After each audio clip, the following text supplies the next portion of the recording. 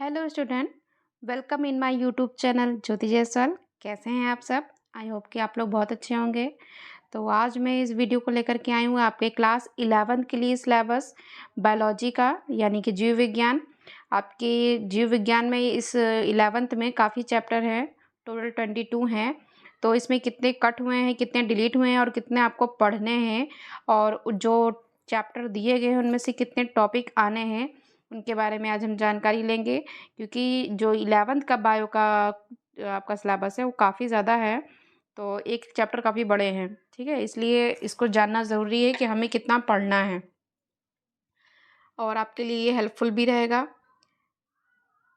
तो आइए जानते हैं कि इसमें पहली बात तो आपको जो हाई स्कूल से 11th में आए हैं तो उनको अभी हो सकता है कि कुछ समय के लिए पैटर्न भी नहीं पता हो कि कितने नंबर का होगा, कितने नंबर का नहीं होगा, क्या चीज़ है क्या चीज़ें नहीं हैं। तो परेशान होने की ज़रूरत नहीं है, सिर्फ वीडियो को एंड तक देखिएगा, सब समझ में आ जाएगा। तो आपकी बायोलॉजी सब्जेक्ट में सबसे पहले तो 70 जो नंबर हैं वो रिटन वर्क का होता है, और 30% जो आपका होता है, यानी 30 नंबर का होता है जो, वो क्या होता है, प्रैक्टिकल का होता है। ठीक है, तो जो रिटन वर्क है उसमें आपके इस चैप्टर में, ये आपके सब्जेक्ट में इसमें 5 यूनिट दी गई हैं। ठीक है, सजीव जगत की विविधता यानी कि diversity in the living world. Second unit है आपकी जंतुओं और पौधों की संरचनात्मक संगठना, यानी कि structural organisation in plants and animals. Third unit है आपकी कोशिका संरचना तथा कार्य या और कार्य, cell structure and functions. Unit 4 है आपकी प्लांट फिजियोलॉजी, यानी कि पादप कार्यकी। यूनिट 5 मानव कार्यकी, यानी कि ह्यूमन फिजियोलॉजी। देखिए आपका जो इसमें से थर्ड यूनिट है कोशिका संरचना एवं कार्य, तो इसके बारे में आप हाई स्कूल में सेल जो लाइफ प्रोसेसेस थी, फर्स्ट चैप्टर बायो का, वो आप उसमें से पढ़ चुके हो, तो बहुत ज़्यादा टफ नहीं है आपके लिए। सबसे पहली बात तो ये, ठीक है। तो यानी ये कह सकते हैं कि यूनिट थर्ड का आपका एक चैप्टर उसमें से आपका कंप्लीट है। यूनिट चैप्टर में आप यूनिट में आपके यूनिट थर्ड में 3 चैप्टर हैं, जिसमें से आपको तीनों ही पढ़ने हैं, बट कुछ टॉपिक क्या है उसमें से डिलीट किए गए हैं। ठीक है, कुछ होंगे कुछ नहीं होंगे। तो ये कह सकते हैं कि आप इसके बारे में थोड़ी सी नॉलेज है आपको। ठीक है, अब आपका फर्स्ट यूनिट जो है उसमें कितने चैप्टर हैं? 4 चैप्टर हैं, इसमें से आपको कुछ डिलीट नहीं हुए हैं। तो वो चीज़ तो अभी हम बाद में डिस्कस करेंगे। पहले देख लेते हैं कि जो आपके फर्स्ट यूनिट है उसमें से 7 नंबर के क्वेश्चन आ सकते हैं। ठीक है, 7 नंबर का। और जो सेकंड यूनिट है उसमें से 12, और थर्ड यूनिट में से 15, और फोर्थ यूनिट से 18, और मानव कार्यकी यानी कि ह्यूमन फिजियोलॉजी से 18। तो जो आपके दोनों फिजियोलॉजी हैं, प्लांट फिजियोलॉजी और ह्यूमन फिजियोलॉजी, ये क्या हैं, इम्पॉर्टेंट यूनिट्स हैं।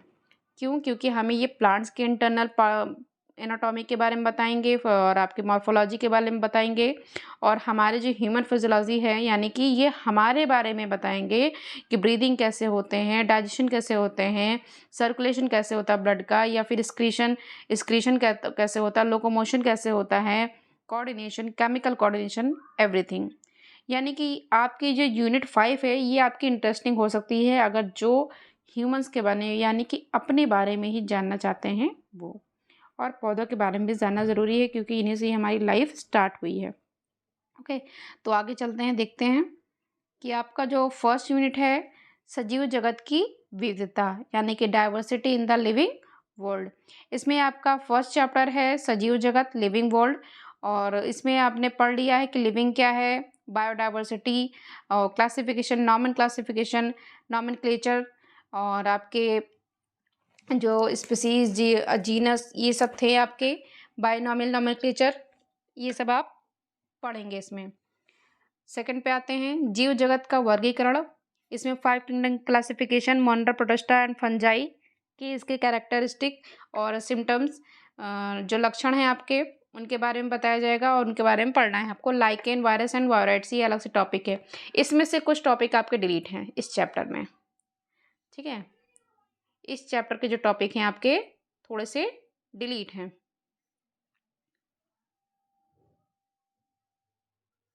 आगे बढ़ते हैं। वनस्पति जगत में आपको एल्गी, ब्रायोफाइटा, टेरिडोफाइटा इसमें दिख रहा है बहुत छोटा-सा, लेकिन ये जो आपका एल्गी और ब्रायोफाइटा, टेरिडोफाइटा, ये जिम्नोस्पर्म, सिर्फ़ इसमें से एंजियोस्पर्म को हटा दिया गया है, ठीक है? तो है तो काफ़ी बड़ा चैप्टर है और समझने लायक है चैप्टर, काफ़ी इंटरेस्टिंग भी है और काफ़ी समझने लायक भी है, ठीक है? तो इसमें से एंजियोस्पर्म हटा दिया गया है। एनिमल किंगडम यानी कि जंतु जगत, 4th चैप्टर। जंतुओं के प्रमुख लक्षण एवं वर्गीकरण। जंतुओं के बारे में हमें विभिन्न जंतुओं के बारे में पढ़ना है, उनके कैरेक्टरिस्टिक्स क्या हैं, उनके क्या क्लासिफिकेशन है और कौन से कॉर्डेट्स होते हैं, कौन से नॉन कॉर्डेट्स होते हैं, इनके बारे में भी हमें पढ़ना है और इसमें से कुछ जो है उनके एग्जाम्पल्स के रूप में भी इसको पढ़ना रहेगा। ये जो है आपके दिया गया है 3 से प्रमुख लक्षण आपके। सेकंड यूनिट आपकी है, सेकंड यूनिट है आपकी जंतु और पादपों यानी पौधों की संरचनात्मक संगठन यानी कि आपके structural organisation in plants and animals. इसमें आपके 3 चैप्टर्स दिए गए थे, लेकिन फिर भी आपके जो सिलेबस में दिया गया है इन्होंने 2 चैप्टर यानी कि सेकंड वाला और आपका 3rd चैप्टर वो आएगा, ठीक है?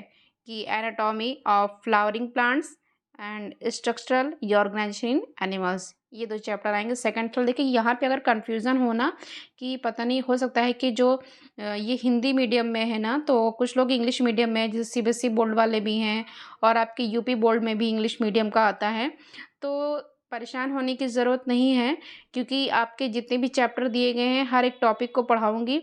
वैसे तो इसमें ये आपके स्कूल के सिलेबस के लिए है, लेकिन जो मेरी वीडियो पे आएगी तो वो सारे चैनल आपके सारे लेसन का आएगा। क्योंकि क्या है कि इसमें इन्होंने कम तो कर दिया है, लेकिन जब आप पहला ही नहीं पढ़ेंगे और दूसरा स्टार्ट कर देंगे, तो आपको थोड़ा-सा प्रॉब्लम होगी समझने के लिए, है ना? इसलिए कहा गया है कि पहले स्टार्टिंग से अगर जब तक आपको ए नहीं पता रहेगा तो बी, सी, डी अगर छोड़ दोगे, आगे का पीछे का याद कर लो कि एक्स, वाई, जेड होता है, तो ए से स्टार्ट अगर कोई कहता है तो नहीं समझ में आता है ना, कि अगर हमको एप्पल लिखना है तो हम कैसे लिखेंगे, क्योंकि हमने तो एक्स वाई जेड पढ़ा है। तो इसलिए पहले से पढ़ना ज़रूरी है और स्कूल में जो पढ़ाया जाए उसको पढ़ते रहिए और बाकी की इंफॉर्मेशन भी, नॉलेज भी गेन करते रहिए, ठीक है? तो इसमें आपका ये देखिए लिखा हुआ यहाँ पे second chapter and 3rd chapter, ठीक है? ये आपका लिखा हुआ है सेकंड एंड 3rd, ठीक है? ये आपका दिया हुआ है, यहाँ से देख लीजिएगा, कोई कन्फ्यूज़न नहीं होगा कि कौन सा चैप्टर आ रहा है, कौन सा चैप्टर नहीं आ रहा है, ओके? तो इसमें आपको एनिमल टिश्यू के बारे में पढ़ना है और जो सेकंड वाले में पुष्पी पौधों का आकारिकी है, इसमें आपके फ्लावर सीक्वेंस के बारे में, फ्लावर्स के बारे में, एक फैमिली के बारे में पढ़ना है यानी कि सोलेनेसी या लिलिएसी के बारे में, ठीक है?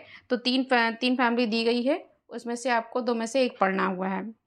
अब 2 आप इन्हें ऑप्शनल दे दिया गया है, उसमें से आपको 2 में से आप 1 पढ़ सकते हैं, सोलेनेसी या लिलिएसी। यूनिट यूनिट 3rd में आते हैं, कोशिका संरचना एवं कार्य। कोशिका जीवन की इकाई है यानी कि सेल के बारे में जिसे अभी बात कर रहे थे कि सेल के बारे में आप काफ़ी चीज़ें पढ़ चुके हो हाई स्कूल में।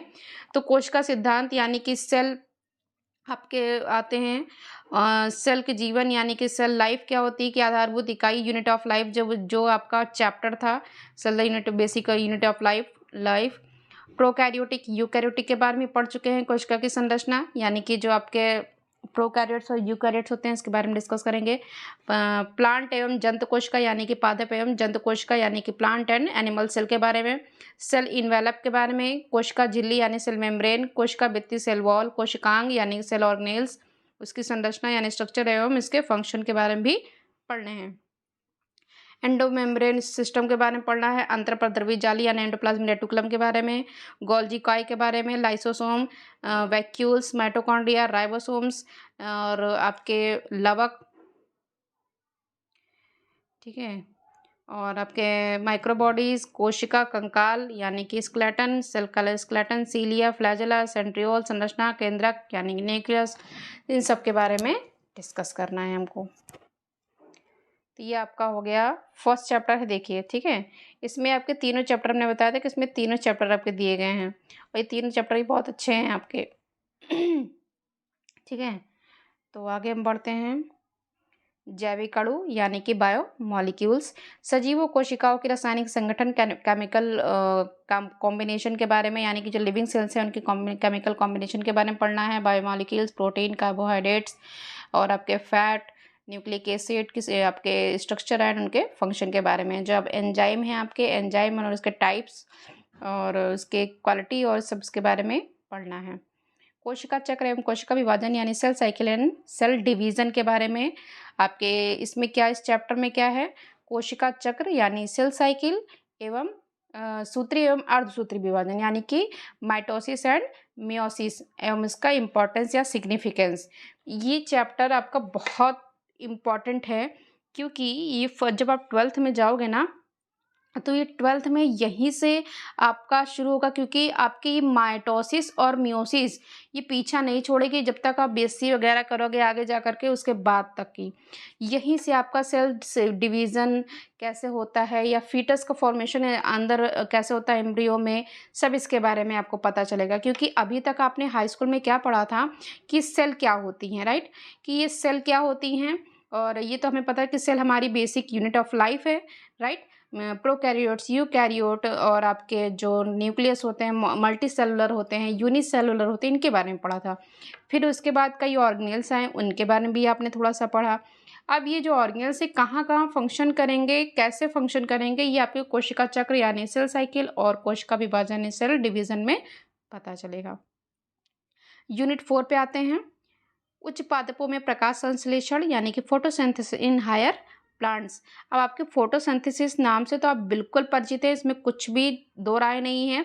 बस उसमें से कुछ आपके टॉपिक बढ़ा दिए, जैसे C3 या C4 साइकिल है, ठीक है। प्रकाश संश्लेषण को प्रभावित करने वाले कारक, ये भी बहुत अच्छे से आपको परासरण परिकल्पना ये सब पढ़ चुके हो, थोड़ा सा इसके बारे में नॉलेज है, लेकिन फिर भी इसको हम डिस्कस करेंगे ताकि आपको मेमोराइज हो जाए हमेशा के लिए। स्वपोषी पोषण ये भी पता है आपको, प्रकाश संश्लेषण का क्षेत्र ये भी पता है आपको। तो जो नहीं पता है और पता है तब भी और नहीं पता है तो भी हम लोग इसके बारे में ज़रूर पढ़ेंगे। आते हैं पौधों में श्वसन यानी कि प्लांट रेस्पिरेशन इन प्लांट। देखिए इस यूनिट में 3rd और 4th, ठीक है, और 5th भी दिया गया है। पौधों में श्वसन पहले देख लेते हैं। इसमें गैसों का आदान प्रदान, ठीक है, और कोशिकीय श्वसन, ग्लाइकोलिसिस यानी आपके ग्लाइकोलिसिस साइकिल भी है और फर्मेंटेशन भी है, टीसीए भी है और इलेक्ट्रिक स्थानांतरण तंत्र भी है। ये सब आपके बारे में इसको बारे में पढ़ना है। देखिए इंग्लिश मीडियम वाले भी ज़्यादा घबराए नहीं, क्योंकि जो टॉपिक हैं आपके बुक में ही दिया गया है और एनसीईआरटी की बुक में सब दिया होता है। और आपके जैसे ही वीडियोस बनते जाएंगे, आपके जो भी चैप्टर को स्टार्ट किया जाएगा उस चैप्टर का पहले बात आपको ऑल टॉपिक दिया जाएगा कि इस चैप्टर में ये टॉपिक आपको पढ़ना है। तो ऐसी जानकारी के लिए इस चैनल से बने रहिए, ठीक है। जब कनेक्ट रहेंगे तभी आपको समझ में आ जाएगा कि कौन कौन से टॉपिक हैं जो हिंदी मीडियम में दिया है। उसके भी पहले तो हमें चैप्टर देखिए करना है कि क्या क्या पढ़ना है। आप एक साथ तो पढ़ नहीं सकते हो, है ना। तो पहले हम यूनिट 1 से स्टार्ट करेंगे, देन लास्ट में आते आते हम टॉपिक भी समझ जाएंगे कि किस चैप्टर में हमको किस किस टॉपिक को पढ़ना है। तो आगे हम आपको 1st एंड 2nd जो चैप्टर है उसका टॉपिक जो भी होगा मैं नेक्स्ट वीडियो में अपलोड कर दूंगी, या जब भी ये मैं अपलोड करूंगी आपको 1st 2nd का दे दूंगी, यानी कि यूनिट 1 का जो भी आपका 2 चैप्टर है उसके टॉपिक को क्लियर कर दूंगी, ठीक है।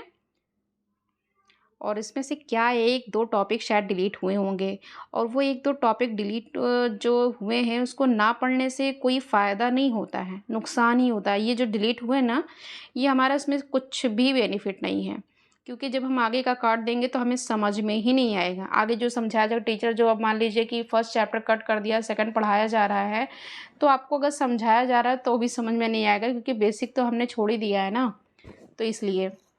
अच्छा, यूनिट 5 आपकी मोस्ट इम्पॉर्टेंट है, पहले भी बता चुकी हूँ आपकी। इसमें से इसमें जो आपके चैप्टर हैं वो 7 चैप्टर हैं, हाँ 7 चैप्टर हैं।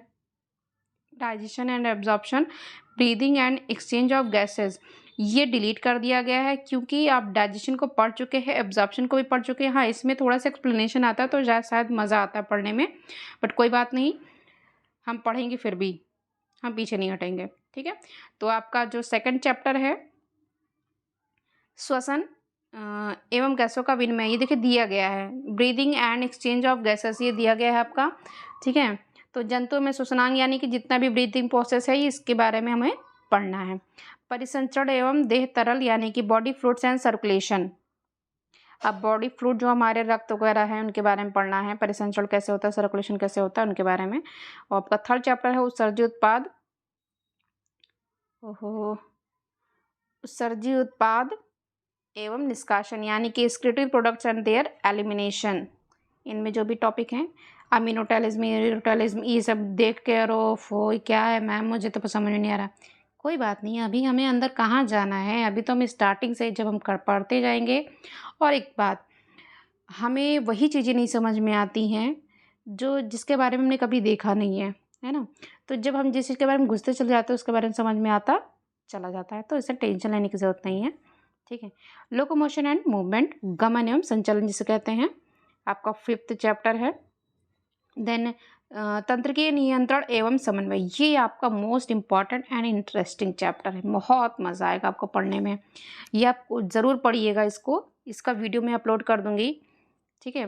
रासायनिक समन्वय एवं नियंत्रण यानी कि केमिकल कोऑर्डिनेशन एंड इंटीग्रेशन, इसी भी अच्छा है आपका। हार्मोन्स के बारे में बताया जाएगा कि आपको गुस्सा क्यों आता है, भूख क्यों लगती है, सब चीज़ के बारे में, दिमाग किसका कितना ज़्यादा है, सब के बारे में इसमें बताया जाएगा कि कौन सी बीमारी क्यों होती है, जो आपके डिजीजेस भी होती है वो हार्मोन्स की डिसबैलेंस की वजह से होती हैं।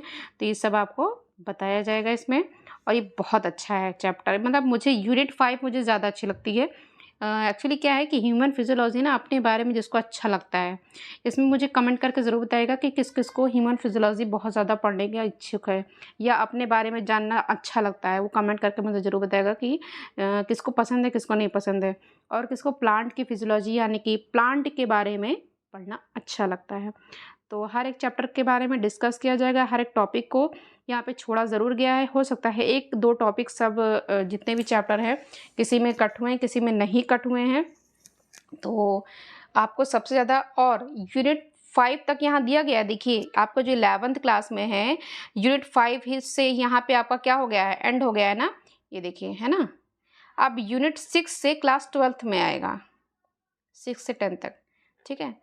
तो यहाँ तक कि अब ये सोच लीजिए, क्योंकि अगर 6th 10th वहाँ दिया गया है, तो यानी कि ये जो आपके चैप्टर्स दिए गए हैं, ये 12th में इससे रिलेटेड चैप्टर आपको ज़रूर दिए जाएंगे, यानी कि इसके आगे का है ना। हम छोटे क्लास में ABCD पढ़ते हैं, फिर क्या आता है, फॉर एप्पल आता है। इसी तरह आपका जो चैप्टर्स दिए गए हैं, ये मान लीजिए कि इंट्रोडक्शन है, इसके बाद उनकी फैमिली के बारे में आपके जो 12th में है उनमें डिस्कस किया जाएगा।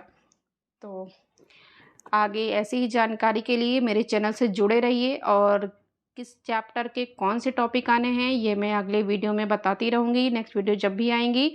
और वीडियो से कनेक्ट रहिए, ठीक है। थैंक यू फॉर वॉचिंग, और जिसने अभी तक सब्सक्राइब नहीं किया है प्लीज़ सब्सक्राइब करिए। और हाँ, जिनको नहीं पता है कि हमारा न्यू सिलेबस आ गया, प्लीज़ शेयर योर सिलेबस। और अगर किसी सब्जेक्ट का और चाहिए सिलेबस तो मुझे कमेंट करके ज़रूर बताएं, मैं आपको प्रोवाइड कर सकती हूँ। Thank you for watching.